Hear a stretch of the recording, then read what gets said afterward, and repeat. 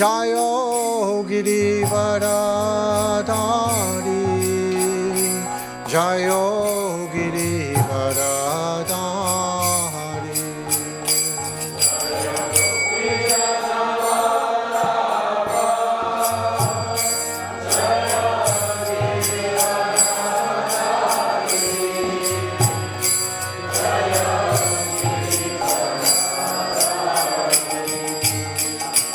Jayo Yashodanandana, Jayo Braja Janaranjana, Jayo Braja Janaranjana.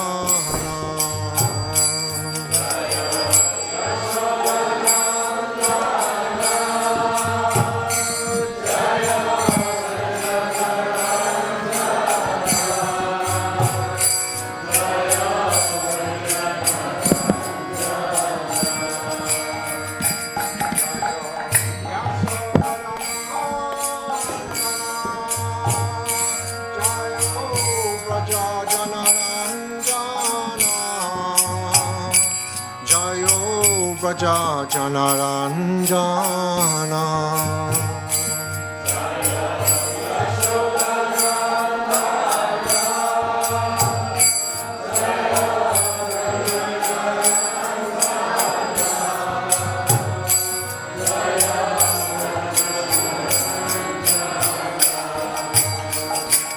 Jayo Yamuna Tilavanachari, Jayo Kunja Bihari.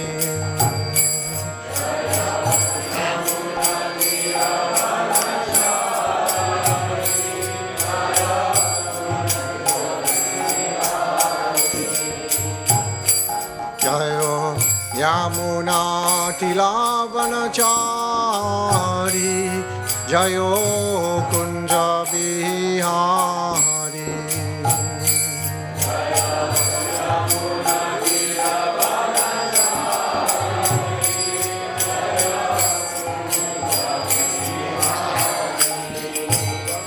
Jayo Shri Krishna Chaitanya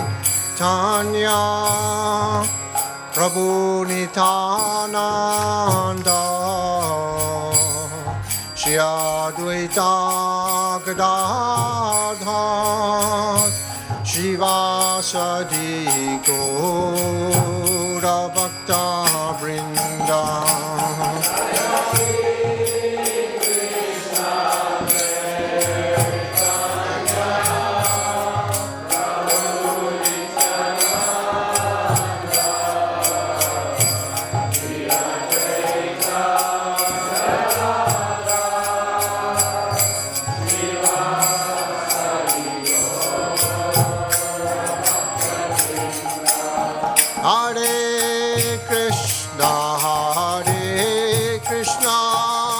Krishna Krishna Hare Hare, Hare Rama Hare Rama, Rama Rama Hare Hare.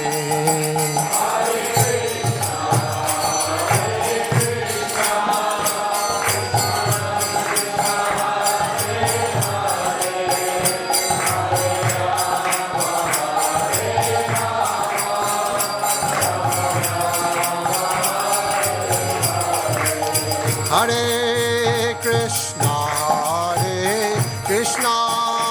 Krishna Krishna, Hare Hare, Hare Rama, Hare Rama, Rama Rama, Hare Hare.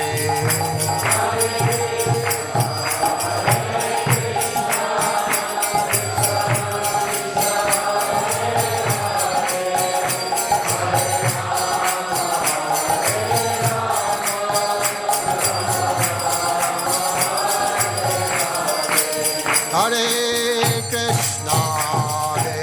Krishna, Krishna Krishna, Hare Hare, Hare Rama, Hare Rama, Rama Rama, Hare Hare.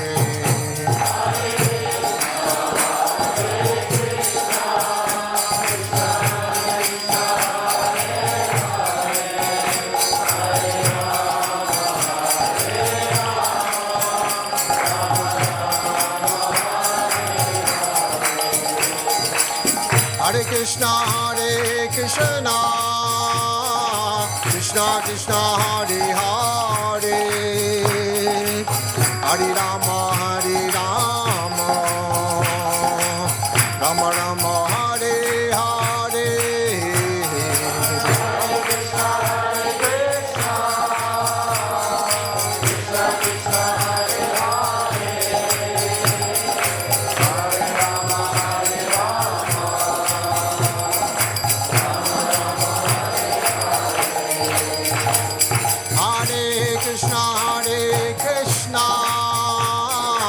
Krishna Krishna, Hare Hare, Hare Rama, Hare Rama, Rama Rama, Hare Hare.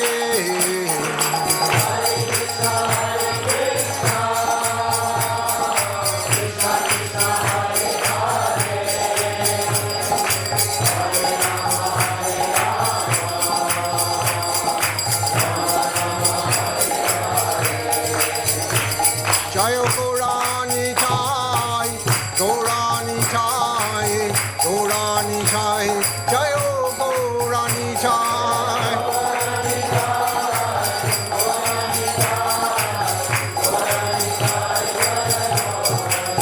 Jayo Prabhupada, Prabhupada, Prabhupada, Jayo Prabhupada.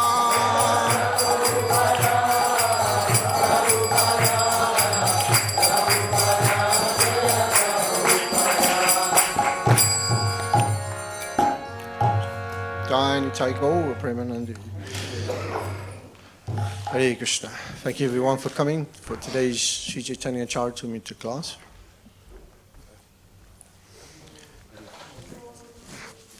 So today we're going to be reading from Sri Chaitanya Charitamrita Madhya Lila, chapter 8, text 249. Let me just get it here.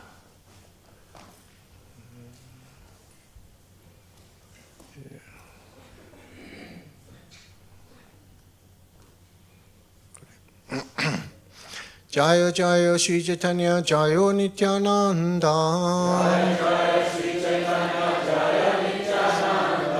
Jayo Dvaita Chandra Jayo Gaura Bhakta Vrinda,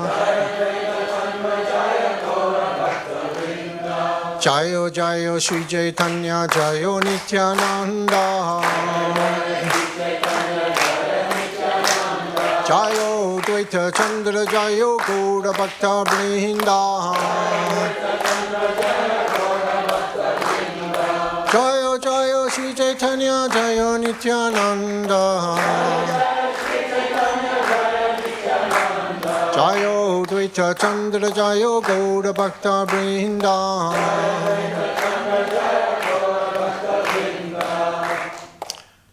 Mukta Madhye Konjiva Mukta Karimani, Krishna Pranamayan Rase Mukta Siromani, Mukta Madhye Konjiva Mukta Karimani, Krishna Premayan Rase Mukta Siromani, Mukta Madhye Kon Jiva Mukta Karimani, Krishna Premayan Rase Mukta Siromani.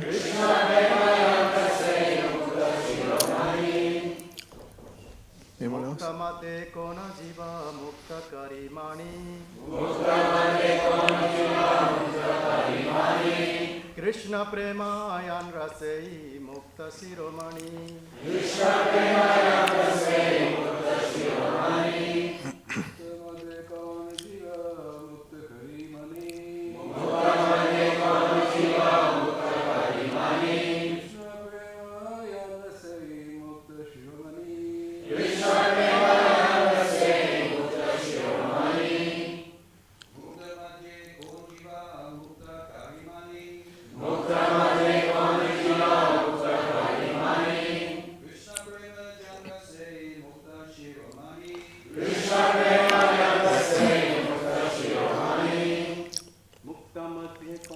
Jiva Mukta Karimani.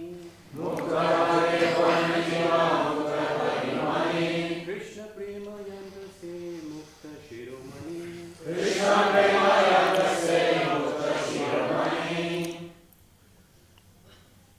Ladies?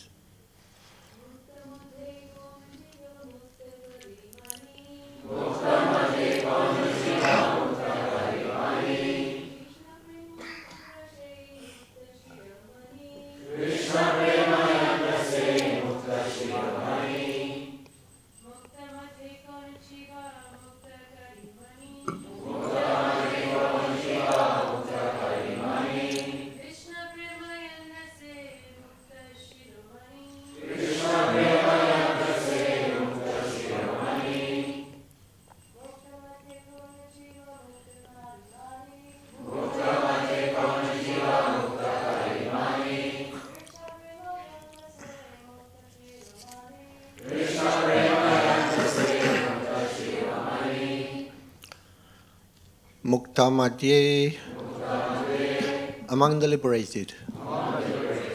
Kon, what?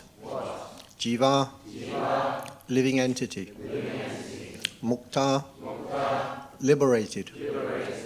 Kari, considering as. Mani, we accept.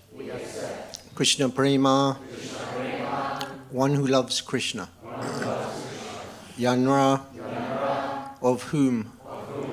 Say, such a person.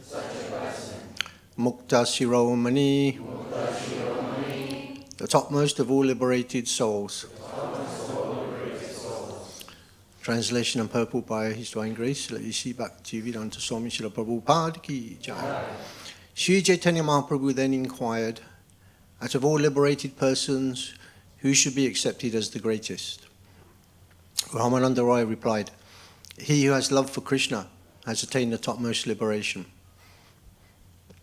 Purport. In Srimad Bhagavatam 6.14.5 it is said, Muktanam api siddhanam narayana parayana sudululabha prasanatma kotish api maha muni. And the translation is, O great sage, of the many millions of liberated persons and of the millions who have attained perfection, he who is a devotee of Lord Narayan is very, very rare. Indeed, he is the most perfect and peaceful person. Om Jnanatirmirandasya Gananjana Shlakaya Chakshus Unmaditam Jena Tasmai Shri Gurave Namaha. Nama Om Vishnu Padaya Krishna Pastaya Bhutale Shrimati Bhaktivedanta Swami Iti Ramine. Namaste Saraswati Deve Gauravani Pacharine Nivashe Susunyavadi Pastachade Satarine. Jai Shri Krishna Chaitanya Prabhu Nityananda Shri Advaita Gadadhar Shivasti Gaura Bhakta Vrinda. Hare Krishna Krishna Krishna Krishna Hare Hare Hare Rama Rama Rama Hare Hare. Namo Vishnu Padaya Krishna Pastaya Bhutale Shrimati Shivaram Swami Iti Namine. Panchakalpatarubhyascha kripa sindhubhyeva cha patitanam pavanebhyo vaishnavebhyo namo namaha. Before we begin, I just want to ask permission from everyone that I could speak, especially those that are senior to me. So we're continuing with the series of questions by Sri Chaitanya Mahaprabhu to Ramananda Roy about which is the greatest. He's throwing all these questions. The reason for him asking, well, one of the reasons is to differentiate the difference between material existence and spiritual existence, which is the greatest. So today the question is, of all the liberated persons, who should be accepted as the greatest? And Ramananda Roy said, he who has love for Krishna is the greatest. So I'm going to, Srila Prabhupada quotes the verse from Srimad Bhagavatam 6.14.5. So I'm just going to read the first two paragraphs of the purport, because I'm going to kind of be speaking on that. So this is the purport, where the translation is, O great sage, among many millions who have liberated and perfect knowledge of liberation, one may be a devotee of Lord Narayan or Krishna. Such devotees who are fully peaceful are extremely rare. So the purport is, Srila Vishwanath Chakravarti Thakur gives the following purport in this verse. Simply desiring mukti or liberation is insufficient. One must become factually liberated. When one understands the futility of the materialistic way of life, one becomes advanced in knowledge, and therefore he situates himself in the Vanaprastha order, unattached to family, wife, and children. One should then further progress to the platform of sannyas, the actual renounced order, never to fall again and be afflicted by materialistic life. Even though one desires to be liberated, this does not mean he is liberated. Only rarely is someone liberated. Indeed, although many men take sannyas to become liberated, because of their imperfections, they again become attached to women, material activities, social welfare work, and so on. So the second paragraph, which is quite a long purport, so we're just going to read 2 paragraphs. Gyanis, yogis, and karmis devoid of devotional service are called offenders. Sri Chaitanya Mahaprabhu says, Mayavadi, Krishna, Aparadi. One who thinks that everything is Maya instead of thinking that everything is Krishna is called an Aparadi or offender. Although the Mayavadis and impersonalists are offenders at the lotus feet of Krishna, they may nevertheless be counted among the siddhas, those who have realized the self. They may be considered nearer to spiritual perfection because at least they have realized what spiritual life is. If such a person becomes Narayana Parayana, a devotee of Lord Narayan, he is better than a Jivana Mukta, one who is liberated or perfect. This requires higher intelligence.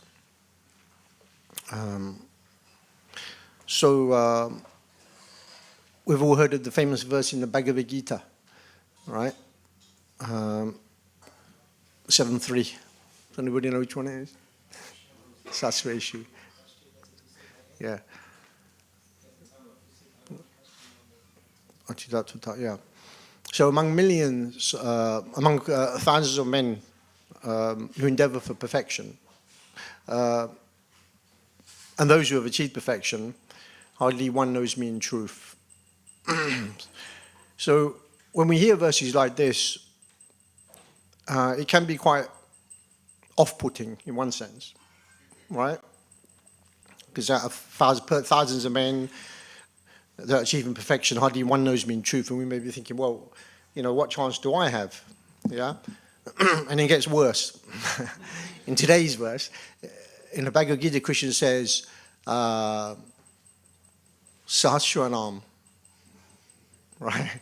In today's verse is Koti Shu, which is among millions and trillions.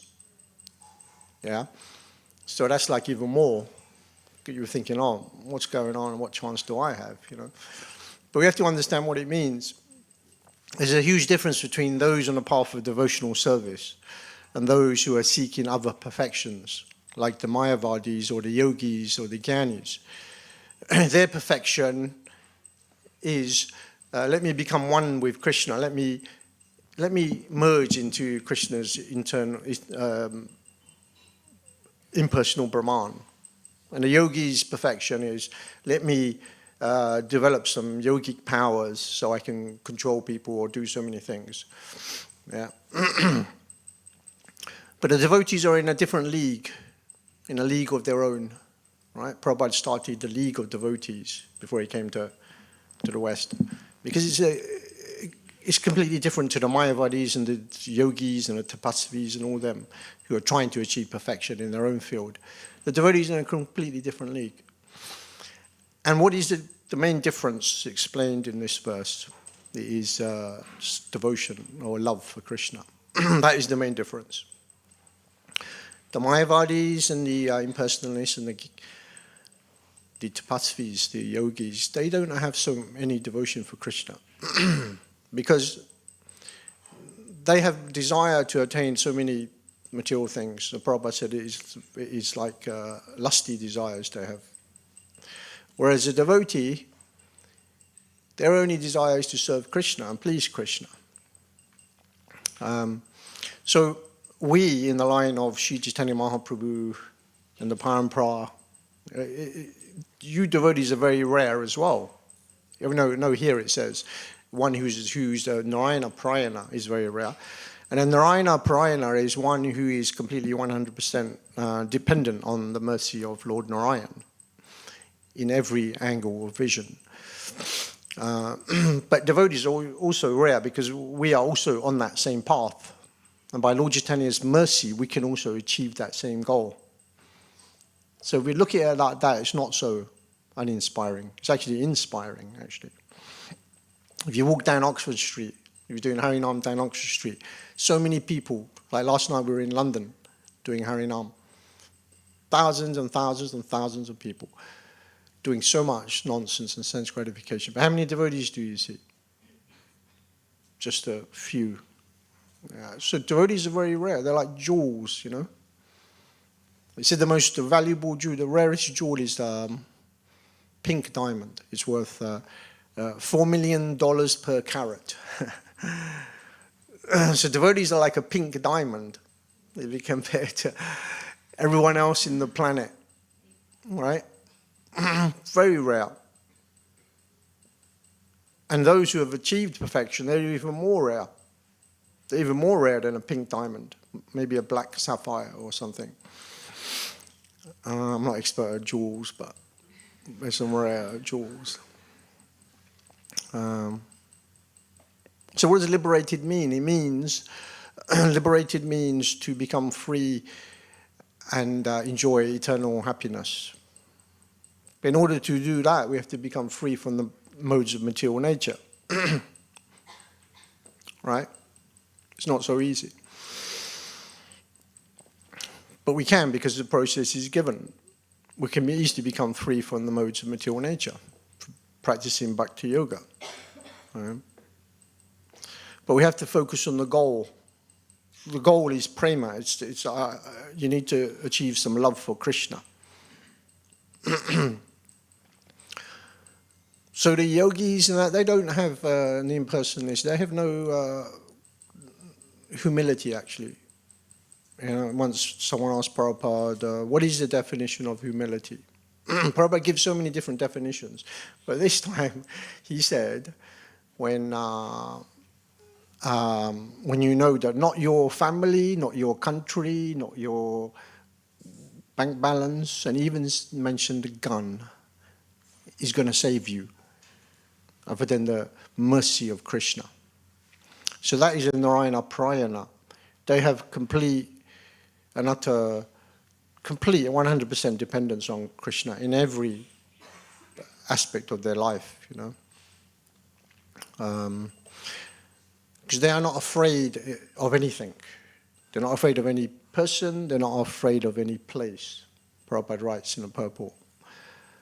For a Narayana Prayana, heaven and hell is the same thing.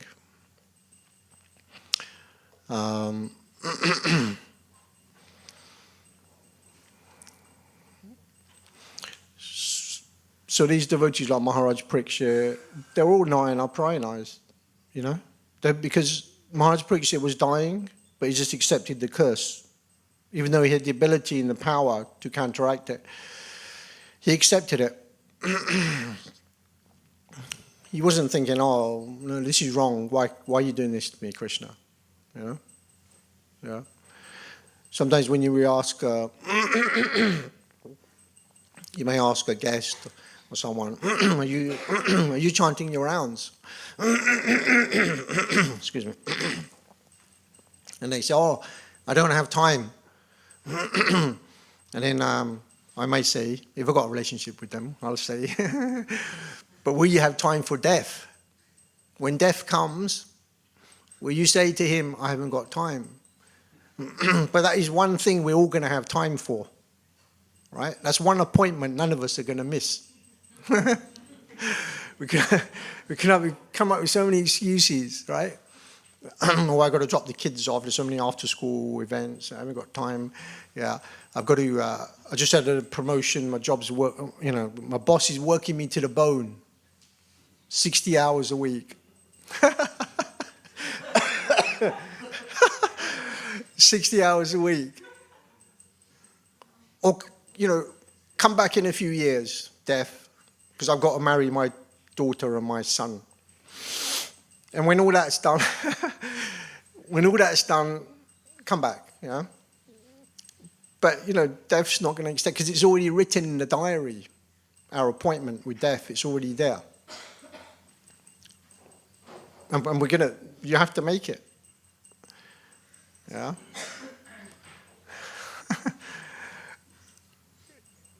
It's there. But a devotee who practices Krishna consciousness, he's not controlled by death like everyone else. Because as soon as we open up the book and we hear and chant about Krishna, our life is eternal. Because ultimately that's where we're going. No longer death. Although we do die, we give up this material body, but not the same.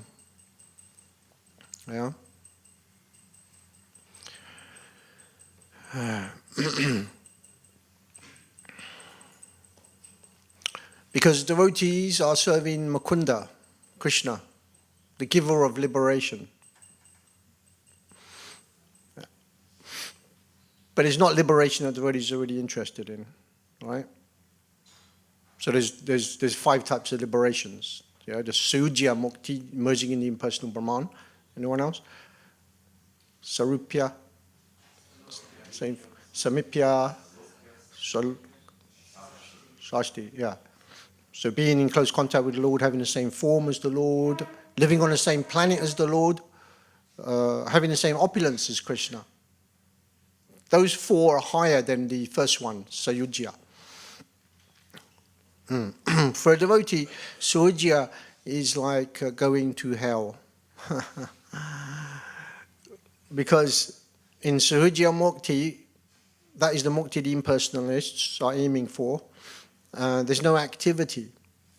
And therefore there's no devotional service there. And if they can't perform devotional service, then what is the point of a devotee's life? So for devotees, you may as well be in hell. But they're also not even interested, the real devotees are not interested in any mukti, even the other 4. Why would they not be interested in the other 4, even though the other 4 are connected to Vaikuntha, which is going back to Godhead, it's serving Krishna, but why they would not be interested? Anybody? Huh? Yeah, they want to serve Krishna. Because Prabhupada said, liberated means factually becoming liberated, which means you can become liberated in this lifetime without leaving this body, right? One may question, well, how is that possible? That's Krishna consciousness, becoming liberated from the 3 modes of material nature. Any other reason why they wouldn't want to? Sorry? Because of service and separation. Yeah, Vipralamba. Govinda. And you want to go to Vrindavan in the spiritual world where the forms are not the same, the populaces aren't. Yeah. That's the thing I was. But the other is also true. The main one is on the higher realms of devotion to Krishna or love for Krishna, they cannot have that exchange with Krishna in Vaikuntha. Because in Vaikuntha it's all in reverence. Whereas in Vrindavan, it's Raganuga Bhakti, it's spontaneous Bhakti. Because they want to become Krishna's father. They want to become Krishna's friend, Krishna's lover. These higher realms of devotion are not possible through any of the types of mukti. When the Pandavas were banished to the forest and no one knew where they were, Narada Muni came to see Krishna. And he said, Krishna, he said, since the Pandavas have been associating with you, they've lost everything. By your friendship, they become bereft of their claim to the throne, to the kingdom of the world. And even more so, they have to go to people's houses and clean and do laboring work. Could you imagine the Pandavas, how powerful Kshatriyas they? They're now going to people's houses doing laboring work. But, he said, but even though all that, they still do not stop loving you or showing, respect and showing love in friendship. They still haven't stopped doing that. So that's a devotee, actually. Yeah. They're not interested in anything material. Externally, it may seem so difficult situation, right? The Pandavas are going to people's houses, they're in a forest, they're doing menial work. Externally, it seems very unorthodox. But internally, it's a completely different affair. Because that's liberation. It's an internal affair. It's not an external.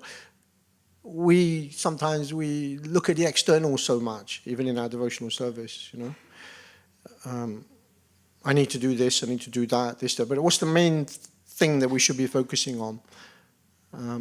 What is it? What should we be focusing on? Sankirtan. Yeah, we'll come to that later. Yeah. Huh? Pleasing Krishna. And how do you please Krishna? When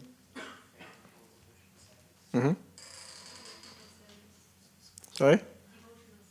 Yeah. Chanting? Yeah. Yeah, remembering. Krishna wants us to develop some love for him. And all these processes of Shravanam, Kirtanam, Vishnu Smaran, these are the activities of our sadhana that help us develop love for Krishna. Prabhupada was saying in the class the other day that we have to become Krishna's family. We have our family here, but it's all temporary, right? Prabhupada was saying this in class. We've had so many trillions and trillions of families, but we don't remember anyone else. We only remember the family we have now. But do we think that's going to last forever? But what we really need to do is focus on becoming Krishna's family.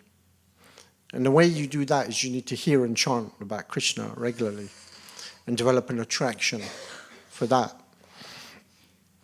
And then we can, at the time of death, we can think of Krishna, and that's where we go.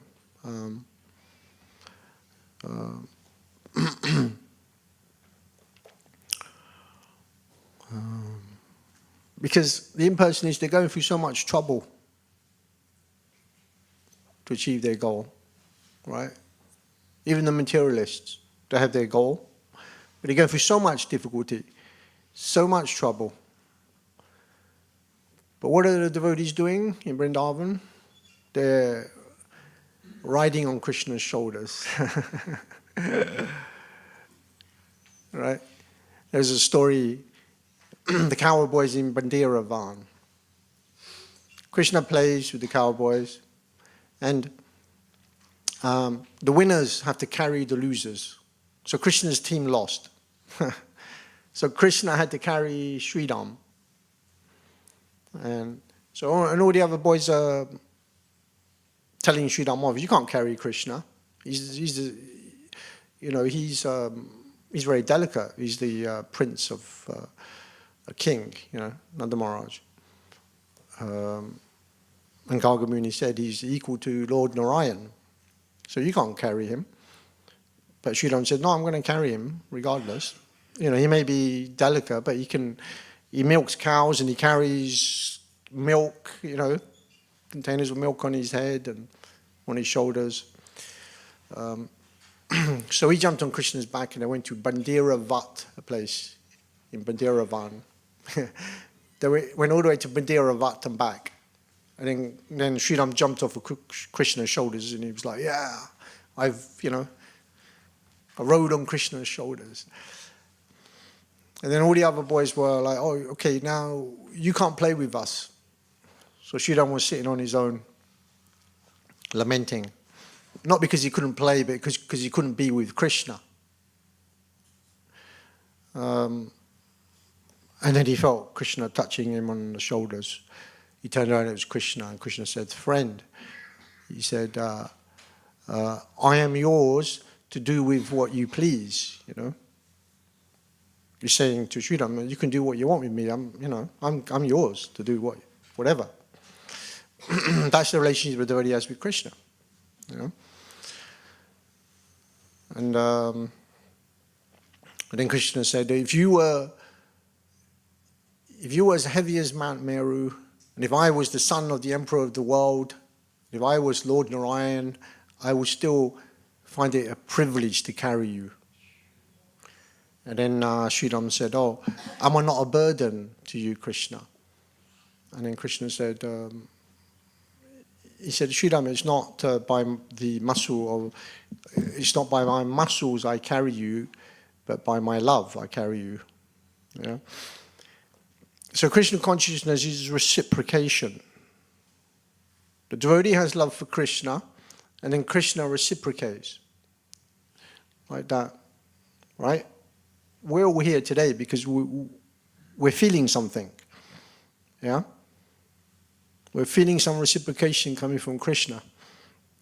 And according to the degree of our surrender, to that degree Krishna reciprocates. Yeah.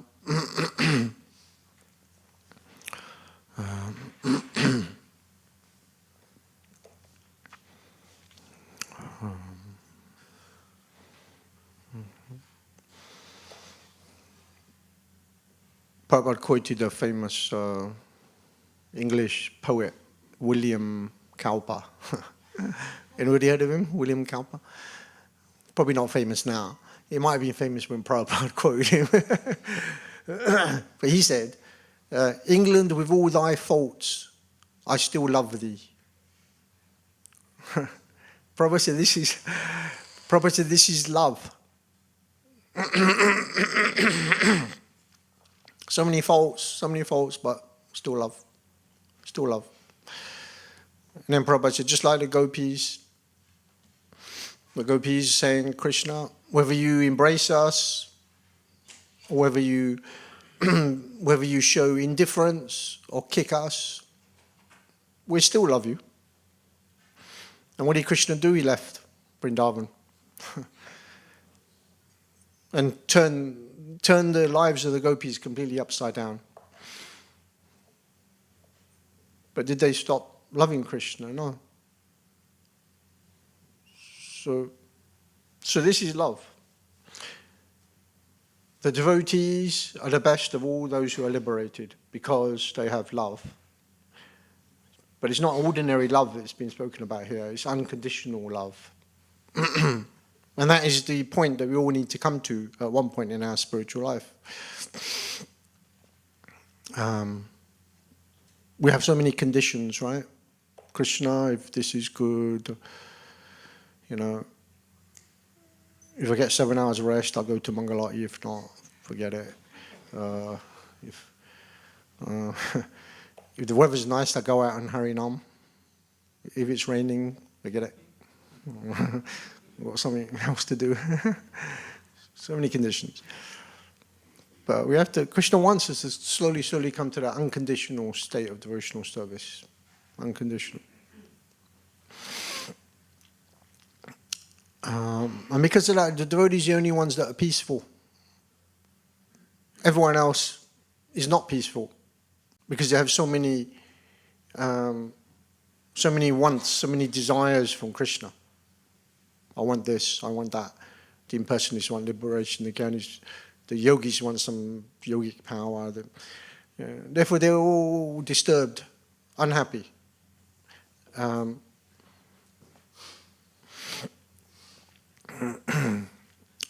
therefore, because the devotee desires nothing, he's completely protected by Krishna as well.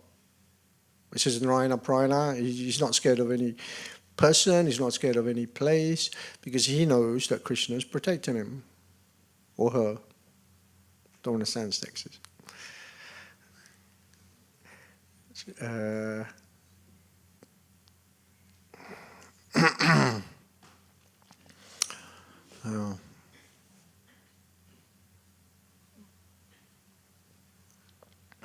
So Krishna, there's that pastime where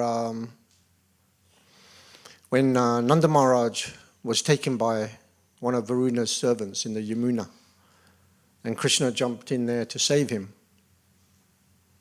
And then Krishna went to Varuna, and Varuna apologized. He said, "Oh, my soul, he didn't know what he was doing. I didn't know he took Nanda Maharaj, and it was a mistake." And Varuna and all his servants were paying obeisances to Krishna. And then Nanda Maharaj, when he came up, he was thinking, why are they paying obeisances to my son? You know? He's just a simple cowherd boy. Varuna is like a king of the demigods, the water. Varuna is the water god, right? Why are they showing him so much respect? And then he told the other coward men. And then they were thinking, oh, Gargamuni's already said that Krishna's equal to Narayan. So, by your words, Nanda Maharaj, maybe Krishna is Narayan. So then they were thinking, oh, one coward man said, oh, okay then, so Krishna should show us. He should make us, he should give us liberation. Another coward man said he should show us, or make us residents of Vaikuntha. And then another one said that he should show us his eternal abode. So then, you see, because the residents of Vrindavan, they don't know Krishna as a Supreme Personality of God. They're acting like conditioned souls. So that's why they're coming up with all these things. And this is how they can have that spontaneous relationship with Krishna.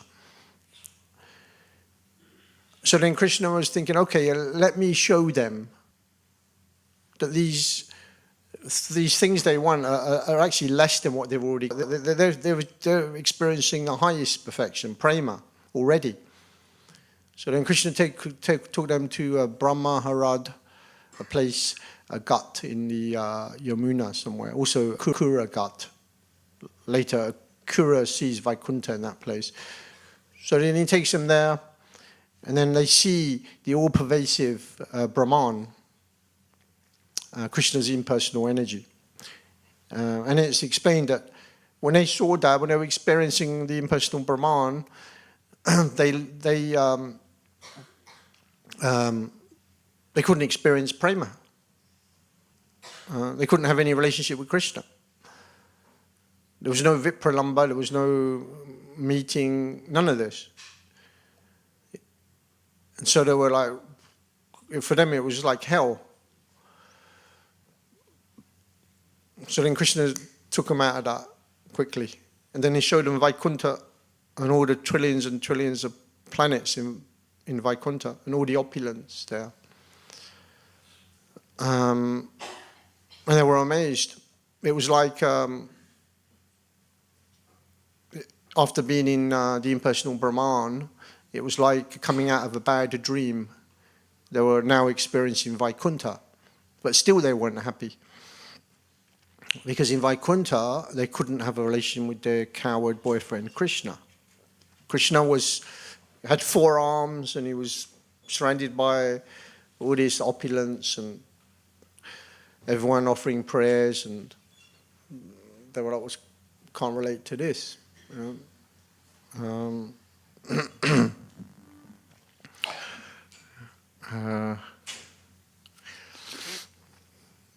So then Krishna showed them Goloka Vrindavan. In Goloka Vrindavan, the personified Vedas were offering prayers to Krishna. So Krishna was a bit indifferent to them. But they were like, wow, this is amazing. That they could see everything, their own houses, their own barns and everything. So they knew that, okay, this is our residence. You know, we're residents of Goloka Vrindavan. Krishna showed them. You know? But still, even in Goloka Vrindavan, they couldn't have that relationship with Krishna that they usually do in earthly Vrindavan, because the Vedas personified were offering prayers and Krishna was indifferent to them. So then they realized that their position in this earthly Vrindavan is the highest position for them to be in, serving Krishna here in earth, on the earth.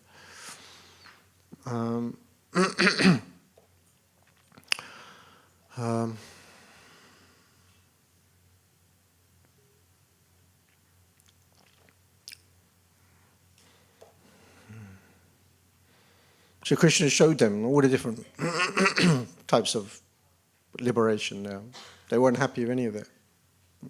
They didn't want any of it. Just be on this earth serving Krishna. So the pure devotee is not interested in liberation, actually, at all. There's an interesting quote by Srila Baladev Vidyabhushan, and he says that the Sankirtan movement in the material world is more attractive than even in the spiritual world. Have you heard that quote? He said it's more attractive in the material world because of the darkness of ignorance. You heard that? It's in Guru Maharaj's book. It's just like when you put something colourful in front of a dark background, it becomes clear and it becomes very attractive, right? And this is why the devotee is not interested in liberation. He doesn't mind taking birth again and again in the material world, as long as he can be a part of the Sankirtan movement, right? So according to Baladev Vidyabhushan, that quote, if you go to the darker place you go, the more ecstasy you're going to feel, right? So this is why Saturday night Sankirtan in London is the most blissful. because it's a very dark place. I mean, yesterday people were even celebrating Halloween, I think. And they were like dressed up ghosts and ghouls and all sorts of crazy things. Pretty dark. But as soon as they see the devotees and they hear the Sankirtan, the Mridangas and the kartal, Hare Krishna, Krishna Krishna, Hare Hare, Hare Rama, Rama Rama, Hare Hare. It's so attractive because London is such a dark place. And people just, I mean, you have to experience it. You have to come on Saturday night, Harinam, at least once. It's amazing. Normal people just hanging out with their wives and their family just completely go crazy and they just start dancing with the kirtan. It's amazing. You really have to see it, experience it to believe it, actually. And that's because the Sankirtan movement is so attractive.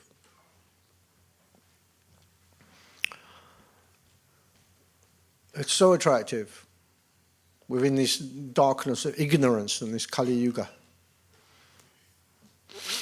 And Srila Bhaktivedanta Thakur said, if you go to a place and preach, chant the holy name in a town that's never heard the holy name before, I will personally be there with you. I mean, we were doing some Harinams in some weird places, right, Govinda? Barking Road, Canning Town. I mean, there are some weird people hanging around now. They're not normal. They're not human. They're like,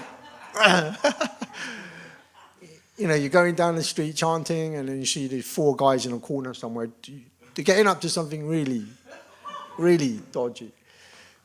But then as soon as they hear the Harinam, they see the Harinam, they all get up like this and they're like, Hare Krishna, Hare. And they're, you know, the phone, everyone's getting their phones out. Why is that? It's amazing. Why is that? It's because Krishna is not different to his name, and it's so attractive. Krishna is the most attractive. Krishna means the all attractive, possesses all the opulences. So when you bring Krishna in the form of his holy name in these dark places, it just becomes, people just cannot, and their lives are so dark.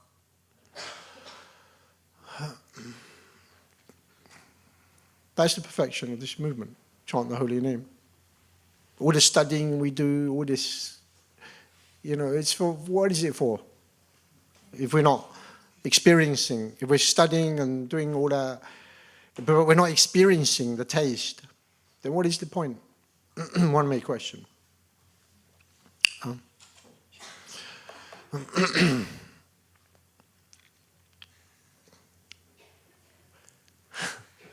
So I'm going to finish the class with one verse from the Padyavali by Srila Rupa Goswami. Padyavali is a book written by Srila Rupa Goswami. It's nectar prayers by different Vaishnavas.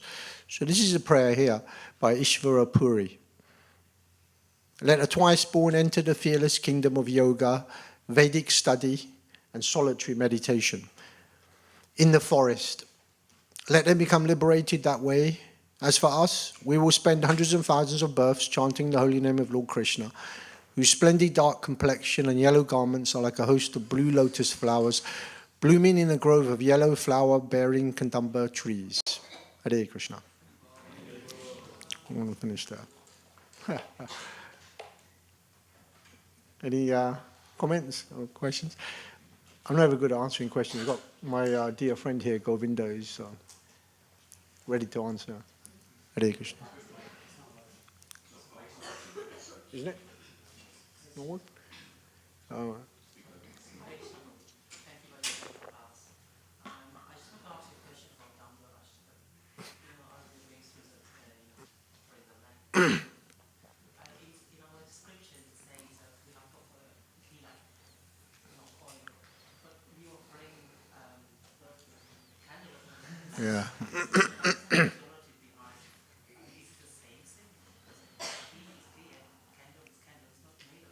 Yeah. Utility is the principle, right? Is it? Utility principle? You can use everything in Krishna's service. It says lamp. So lamp means something which is glowing. Yeah. Yeah. Right? It's a lamp. Well, as long as you don't make it have anything inauspicious, like cows or anything. Wax is okay. It's just a lamp. You're offering it to Krishna. Yeah. Utility is the principle.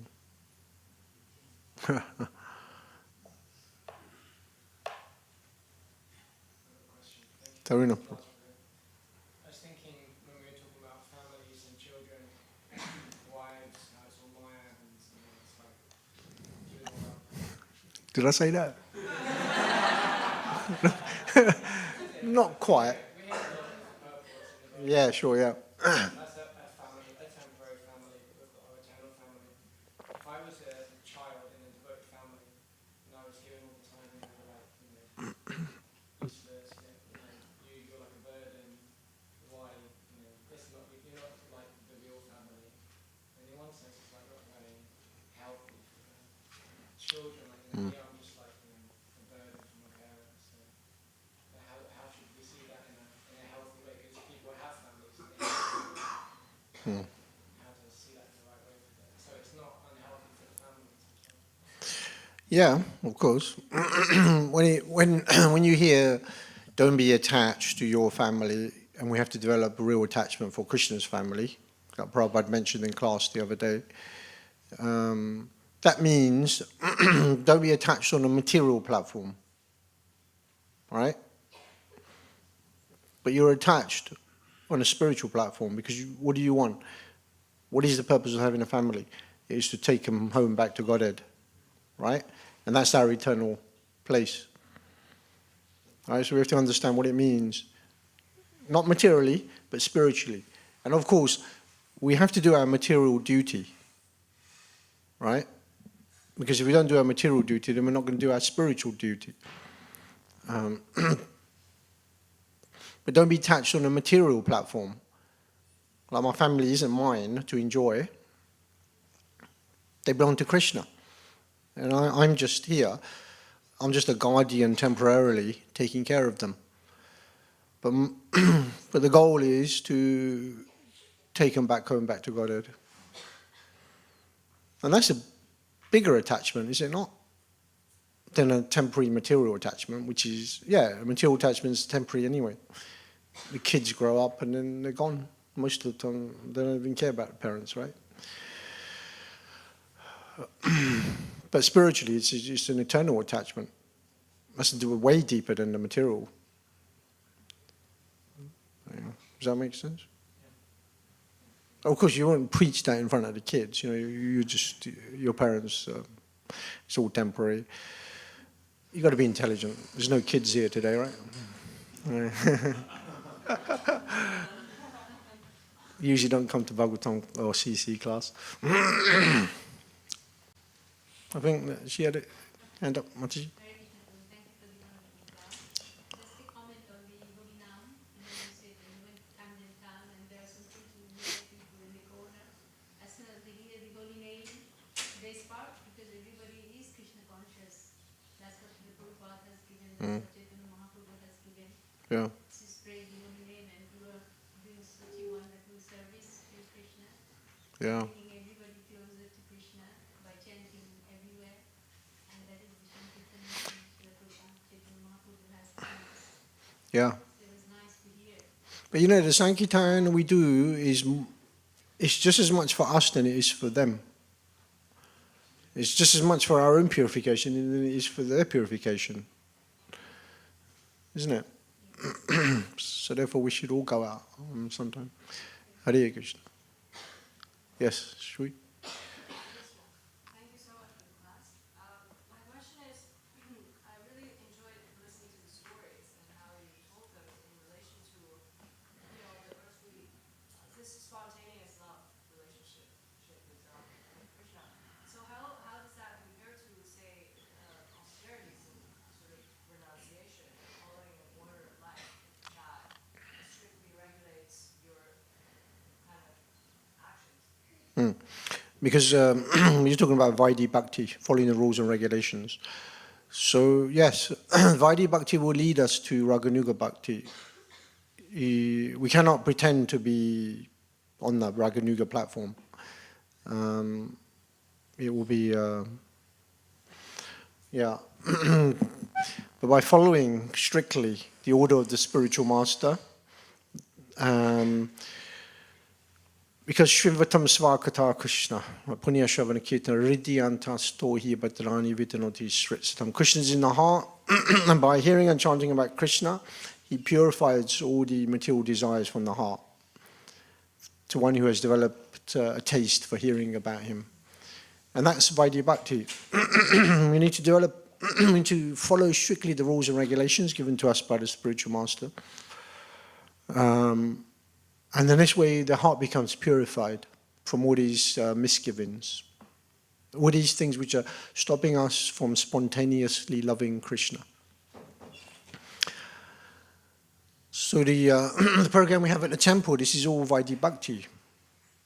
Prabhupada's set it down in such a way that you're constantly hearing about Krishna. And in this way, the heart becomes purified. Does that answer your question? Yeah, makes sense. You sure? I just have a follow-up, which is, there are different, for example, at this temple, there's quite, it's like rules of, like social rules, right? Versus like in Soho, it's slightly different. So why is it? And how? Give an example. Example? You said different. What's the difference between here and Surrey Street? Yeah, I think it's just that I was just like, basically we were told, I was, sorry, because I'm so new, like I'm just interested. So I was told like you're not even supposed to talk to anyone who's like wears saffron. Oh, yeah. Whereas in Soho it's not as rigid. Like Yeah. Yeah, I go to Soho sometimes as well for the morning program. I like to go there. It's a different mood to the manor. The manor is a very big temple. Soho is very small, close-knit community of devotees. And it's kind of probably impossible not to bump into Brahmachari and Haribol. Because they also have to go out together on Harinam and book distribution. But the general rule is you don't. Prabhupada said if you have some, if you want to talk to brahmachari, it's pass the salt, right? Prabhupada said, can you pass the salt? Yeah, that's the like very formal reason. If it's connected to service, then you can speak. Socially, it's different. I don't know. It's generally women don't speak to brahmacharis or even men unless you have some reason, if it's service or something. But it's not that we're impersonalists. It's not. I'm not going to look at the women. Forget it. I'm going to fall down if I do that. No, it depends where you're at in your spiritual life as well. Are there any brahmacharis here? Yeah. Actually, brahmacharis are becoming a rarity, right? Especially at the manor. We need to start making more brahmacharis. All right? There's 2 brahmacharis here.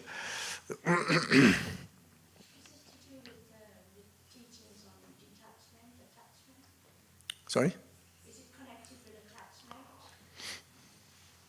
attachment? Yeah, we have to be careful dealing with the opposite sex. Prabhupada uses the example of fire and butter. You put butter near fire, it's going to melt. So that's generally why we don't mingle too closely. Yeah. Just not to disturb the more. Yeah. Yeah. That's right. Yes. I was trying to ask, the residents of Golok Vrindavan, are they the same as the residents when Krishna was here in Vrindavan 5,000 years ago? Are they just? They all come from Yeah. Yeah, they're all eternal associates of Krishna. Krishna's constantly having his pastimes, like the sun is rising and setting. Krishna's pastimes are like that in a different universe. So at the moment, Krishna's having his pastimes in a different universe somewhere. And they're the same, because they're all eternally liberated souls. There's only one Nanda Maharaj. There's only one Mother Yashoda. You can't become a Nanda Maharaj. Although, if you have that propensity to serve Krishna in that mood of a mother or a father, you take birth and you assist Nanda Maharaj or Mother Yashoda. Like that. Thank you. So if you're saying that there's eternal pastimes going on in different universes, does that mean that they also expand? They also expand. Yeah, so if, for example, they've got Krishna Lila happening in another universe right now, but also like in another universe. Like, There's only, yeah. You mean they're also in Goloka Vrindavan? Yeah. pastimes happening there, but also pastimes happening here, but that means it's like They're still there in the spiritual world. but they also hit that means it's like expanding the whole residence of the Yeah. Do you want to say anything, Govinda? There's one letter Prabhupada says, because Kurukshetra pastimes going on in all different universes, so Arjuna, he's expanded into many infinite. So it makes sense. It's going on everywhere in the residence of it. But also, there are those that come down and there are those that are coming up through sadhana and they become perfect and their final training is to go into the earthly pastimes with Krishna and then they go back to the spiritual world eternally. That's there as well. Yeah. Just one more question, sorry. So there was a question asked about how come Yashoda did she have to do some austerity to take that position? Like if they're worshipping Mother Yashoda in Damodar Lila. So how did she get to that, being in that position? That was the question that was asked. So was it some sort of austerity? So like Devaki, she did austerity. Yeah. Yeah, I mean, they are eternal associates. Eternal means they've always eternally been there in that position. Just like, but sometimes there's certain pastimes that go on when Krishna's descending. And it may appear that Mother Yashoda and Nanda Maharaj had to do so many austerities to get to that post. But their position is eternal. It only appears sometimes when Krishna comes to this material world, just for the sake of those pastimes. Right, Govinda? But eternal means eternal. I mean, yeah. I'm thinking about living in a material world, and I think there was a mention of getting rid of the three material nature. Free modes. Modes of the material. Is it possible? Because I'm thinking about how we can in the material world fall in love with Krishna, have a love affair with him, serving him in different ways through your family, your attachment to your family. You could imagine that's Krishna when you're looking after your grandchild or something like that. Yeah. The main thing is, whatever we do in our spiritual life, we do it under guidance of the spiritual master. So the spiritual master is guiding us in every stage of our spiritual life.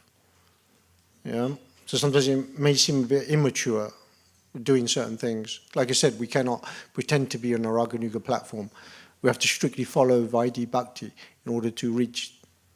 But at the same time, if you want to reach the Raganuga platform, you also have to do things which are also going to develop the fire of Raganuga, which means hearing and chanting about Krishna, Krishna's pastimes, like that.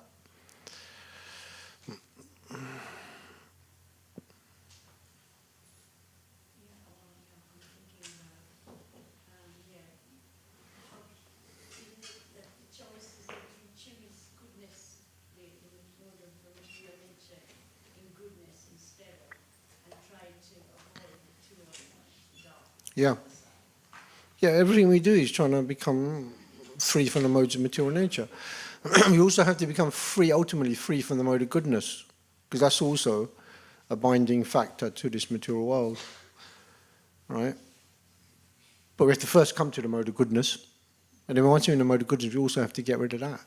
Come to Sudasattva. Because mode of goodness will, we can be very much attached to the mode of goodness. It's a very nice place to be. All right? You're regulated, your health's good, everything's nice. Finances are coming in. Mode of goodness, it's great. Let me stay here forever. Now, devotee means even get rid of the mode of goodness and transcend to Sudasattva.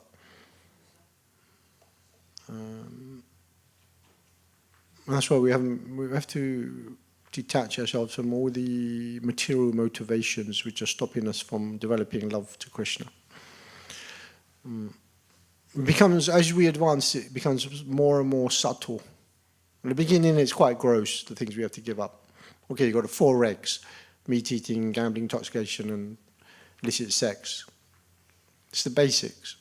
Then as you advance, it becomes more and more subtle what you need to give up. Yeah. That's right. Tea and coffee. Yeah, that's the advanced stage, yeah. Let me give up tea and coffee. Now it becomes more and more subtle, like things dealing with our own mind and attachments. Anyway, so Hare Krishna. I think we'll stop here now. Jaya Gyantaraj, Sri Chaitanya Charitamrita Ki. Jaya.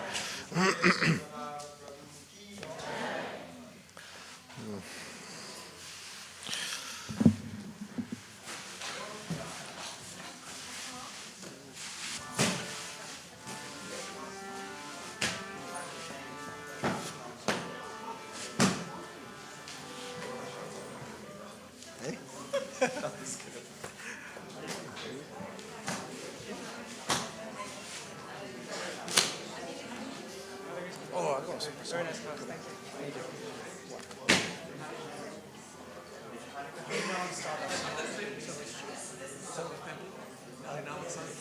Oh, so he leaves here. The minibus leaves here leaves at 6 o'clock evening.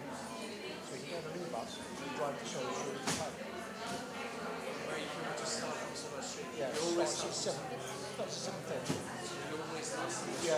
so we'll go straight to silver.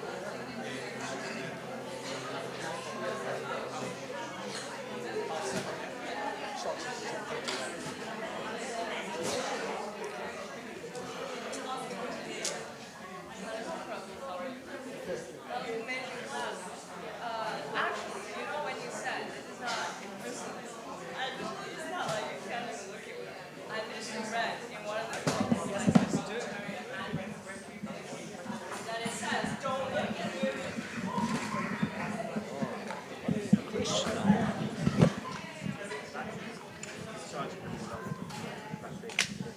There was one set.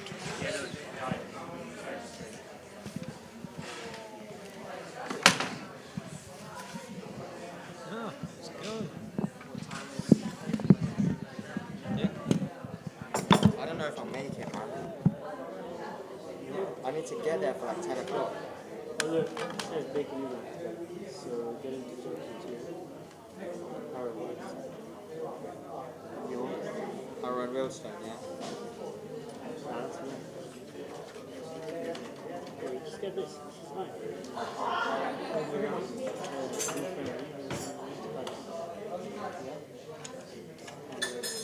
What are you doing? Wait, I No, just learning how to fix it. Be careful. You have to loosen it first. Bro, I need to be Then quick, you man. then it moves. Then you tighten. If you don't loosen it, then it damages. Nah, but you know what, big man's thing, he needs to get me quick as well. If I get his number. I don't have his number. He typed his bloody phone, his name, but not his phone number. Oh, you want to He said,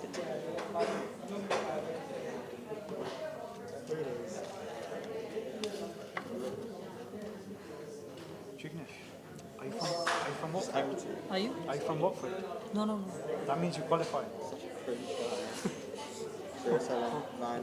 What's the qualify for? For the book. Where are you from? Oh, you doing the... Oh, you're doing